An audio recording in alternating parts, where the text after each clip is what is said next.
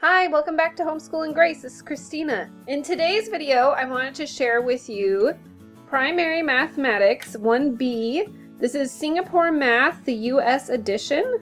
So this is not Common Core. And so I thought I'd do a quick walkthrough of this. We used this back when my oldest was doing second grade. So that was 2 years ago. So I thought I would share what worked for us, what didn't work for us, what we liked about it, what we didn't like about it.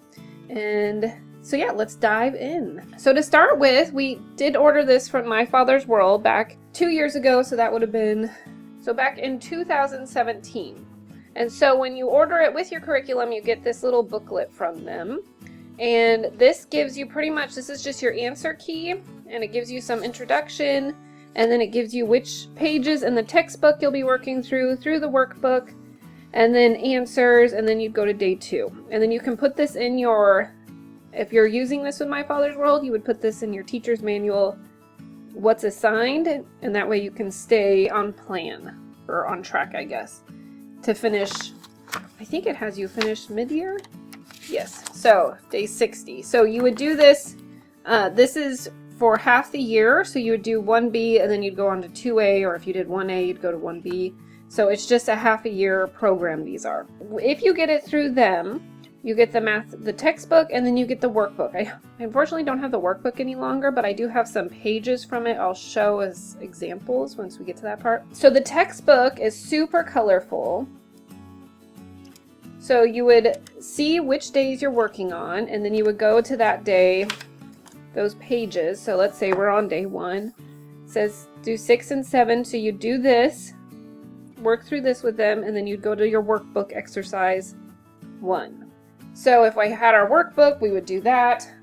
We unfortunately, I just saved a few of the pages that I thought were most relevant, and those were the reviews. We use them as tests. But I'll share, here would be an example of an exercise page, number 40, so this doesn't go with number 1. So they would just work through that. And then you would, here's another example. And so this is not colorful at all. You get most of your fun color from the textbook. Okay, so that would be everything if you did it that way. Now, I decided to get the Home Instructor's Guide, especially, this was my first year teaching any sort of real mathematics, I guess. We had done just more like workbooks that were, first grade and under, and those were pretty simple.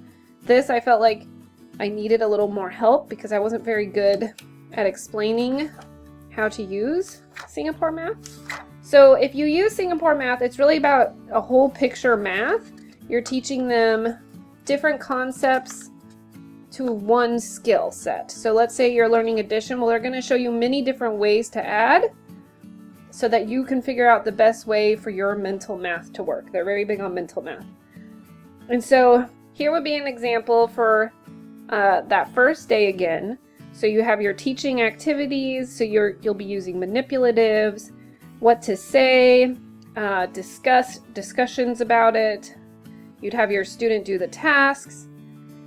And then if you still needed reinforcement for your child, they have games to go more in depth with it. And then again, this gives you all the answers for the textbook, and then for the workbook, what you would work through. So I felt like that Singapore Math was a great program, especially if you have a child that really understands math, is already very math-minded, can see the patterns in life. If you have a child who does not see the patterns in life, struggles with addition and subtraction, this one I felt, especially for my oldest who does struggle with that, was not the perfect fit for her. She really struggled with so many different options to learn one concept. She really needed just do it this way and get it done, because all the different concepts, as cool as they are, I think it was confusing her. And I'll go a little more into detail here. So in the back of this, it's got mental math tests you can do with your child. So you would do this every day with them, or so many times a day. They have cards that you can cut out, a 100 chart, a 40s chart, If you're considering using Singapore Math, I'd strongly recommend getting the Home Instructor's Guide. It really helps a lot of moms that are struggling with teaching these concepts. Granted, this is pretty early mathematics, but sometimes the textbook just does not give enough description of the problems you're trying to do. Example, for division, you're sharing and regrouping, and it doesn't really necessarily explain it very well if your child doesn't quite understand the concept, where this one dives into more detail with it so that you can do the game reinforcements, you can practice the mental math that goes along with it. It shows you how to use manipulatives to get to the problems that you're needing. So again, you have reinforcement, teaching activities, extension if your kids need it, more reinforcement. Extensions would be like situations where they can use it in real life. And it always gives you what material you'll need: counters, cubes, bowls. This would be, for the sharing and regrouping, so that they can do it more hands-on, especially if they're hands-on. So this is great because it will keep you on track for which day of which to do for each thing, but it doesn't give you any more instructions except for practicing skip counting and such like that. So this is helpful for staying on track and to get the quick answers to grade their work. And this gives you more reinforcement if you're needing more help with teaching. And then this is good if your child wants more colorful, to see the art. I've heard some people don't use this necessarily. They just go straight to the workbook. I think it just depends on what works best for your household. We really liked using this one, and it was a big help for her school. But you can do what works best for yours. And then again, through the workbooks, you always have you're going to have your exercises, and then you have reviews. So here's review 1. You would work through this, and we kind of just considered this her tests, and it helped a lot. And then you can see if they're struggling in any part of these reviews, then you would know, okay, we need to stop. If they get too low of a grade, you could say, or if you felt like they missed too many problems in this, if you do use it as a test, you can say, okay, we're going to go back and we're going to work through those lessons a little more. I wish I would have done more of that. This first year of using Singapore Math, I was very much into my daughter being on grade level. To her detriment, I kept pushing her forward when really needed to slow down. And I think if we had done that and taken more time when she did struggle with these areas and go back, I think that would have helped her a lot. So my pros to Singapore Math 1B for primary mathematics would be, it's going to give your child a lot of different ways to learn a math solution, which I think can be super helpful for kids that just really enjoy math and can really understand a concept quickly and don't necessarily need a lot of extras.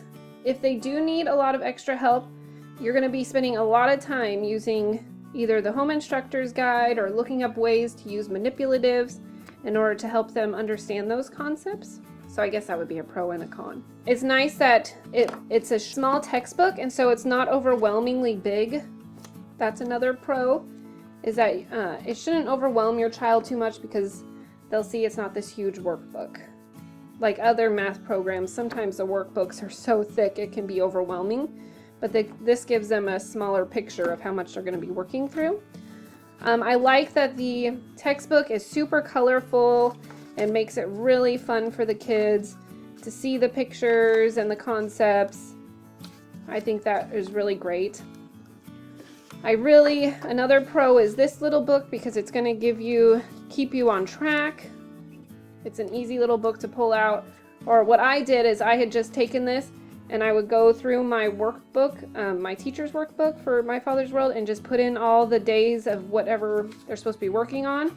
And so that kept us on track.